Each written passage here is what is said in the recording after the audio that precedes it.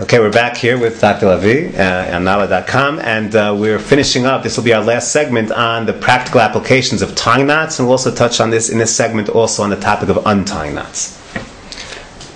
Excellent. I took all the stuff that from the last two classes that wasn't relevant to us, and I put them in this here handy-dandy garbage bag. Mm-hmm. And I searched high and low. We're fortunate enough to live in Israel, right?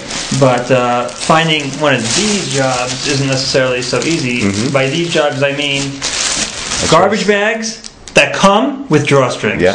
How beautiful is that? Nice. The greatest invention since the wheel. Mm-hmm. Now, the beauty of this is that you can actually tie it, okay, and then it's self-contained. Let's say when you go, you leave it a little bit next to the garbage. Eventually, hopefully very soon, depending on how good, I guess, of a spouse you are, you deposit it in the garbage cans outside. Now, I find that unless I tie this puppy twice, I mean, right now it's not so much. Mm-hmm. We tend to have a lot of guests, thank God. Unless I tie it twice, it's just bursting forth. And when it bursts forth, it's not just bursting forth innocuously. Mm-hmm. There's chicken, there's juices, and sauces. So I feel like I need to make a double knot. Mm-hmm. What do you say? Are you telling me that I can't make knots on Shabbos? You just made a double knot. Yeah. I'll even tell you that if you made a bow knot, okay, and you're going to dispose of it in the garbage, when do you intend to undo that knot?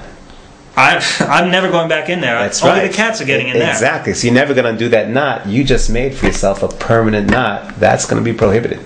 So just make that first loop, or just carry it out somewhat open. Don't fill it up so much. But to make a double knot and even a bow knot on this kind of garbage bag is going to be a problem. Don't do it. Wait. Even a bow knot. So the single knot is okay? Yeah, because that's going to undo by itself. That will undo.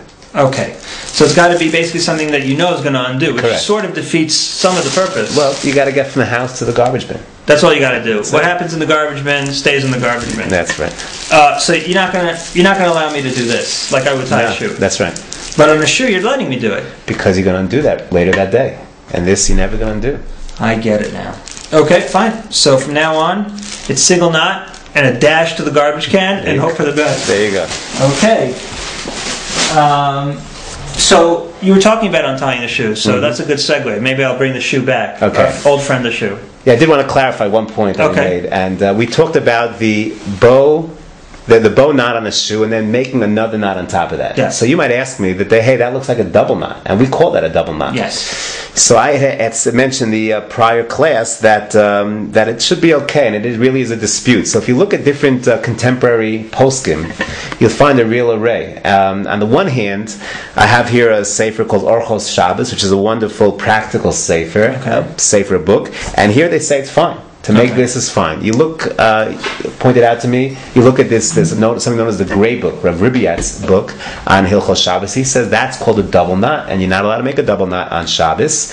If you look at the footnote, he cites the Shmir Shabbos Kolchasa, which is a great authority on the practical laws of Shabbos. But then when they showed him the knot that we're talking about, and they showed that you can just pull it out with one pull, and really there's that intervening bow in between the two knots, he said it doesn't really make sense to say it's prohibited. And therefore you do find a mix of view on these kind of questions where you do have different positions. My recommendation is always to find your local rabbi, ask him what his position is, and go with that. But again, if you don't have a local rabbi, you should have one. But there is certainly room to be lenient if when necessary. Okay, now you mentioned untying the shoe. Yeah.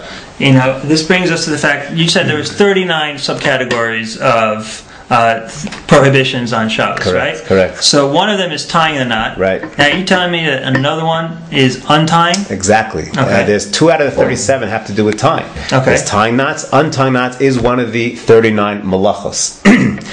Now, when is it prohibited to untie a knot? The answer is untying of knots is the exact flip side of tying knots. Any knot that you're not allowed to tie, so that kind of knot you're not allowed to untie. So, for example, we've discussed your tzitzis. Okay. You can't make a double knot on tzitzis. That's a permanent knot. Should you have any reason, I don't know why you would, but you want to untie those knots, that's going to be prohibited. You can't tie that knot. There'll be a prohibition of untying that knot. Okay, so I'm back to the shoe, because you'll excuse me, I have a shoe fixation when it comes to knots on Shabbos. Sure thing.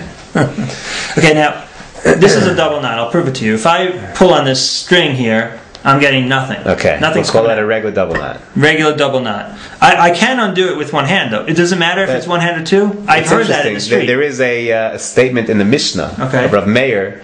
If you can undo it with one hand, it's not called a knot. We do not assume that way. Okay. We assume that's irrelevant. That is really irrelevant. Because living in Israel, you hear that in the street, murmurs. They're referring to the Mishnah. Didn't make it to the We hold like the rabbis against Rav Meir in that Mishnah. Okay. So, be that as it may. Okay, so does it matter, though? I can untie this thing with ease. I just untied it with ease. You're not happy. If it's a real double knot that we wouldn't allow you to tie, then we're not going to allow you to untie it. So, so hold on a second. I have a kid. I'm blessed to have children in the house. Okay. Now, children are very, very active. Sure. On Shabbos, every time except for when they're sleeping. Yep, I hear that. So, thank God. Yes. So the issue is, they don't have that many. They're not like, remember Melda Marcos? Or my wife, for argument's sake. I mean,